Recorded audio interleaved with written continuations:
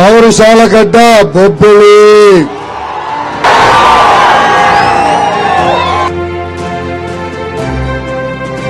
ఈ లోకేష్ తగ్గేదే లేదు.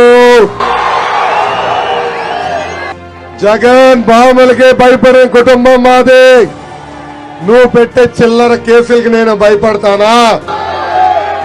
ఇక్కడున్న కార్యకర్తలందరికి పిలిపిస్తున్నా, 2 నెలలు కష్టపడండి.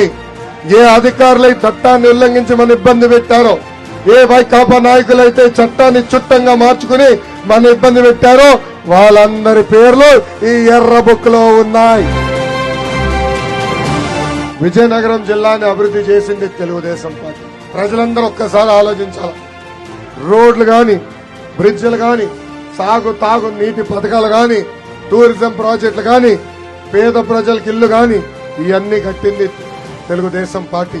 ఆనాడు భోగాపురం ఎయిర్పోర్ట్ కట్టేదానికి అవసరమైన భూములు కూడా సేకరించిన పార్టీ తెలుగుదేశం పార్టీ. ఇంకా విశాఖ ఉక్కు అంటే ఆంధ్రుల హక్కు.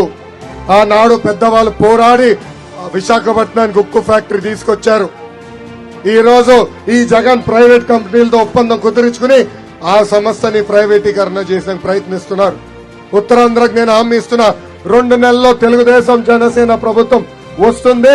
ఆ ఉక్కు ఫ్యాక్టరీ ప్రైవేటీకరణ జరగకుండా చేసే బాధ్యత నేను తీసుకుంటాను.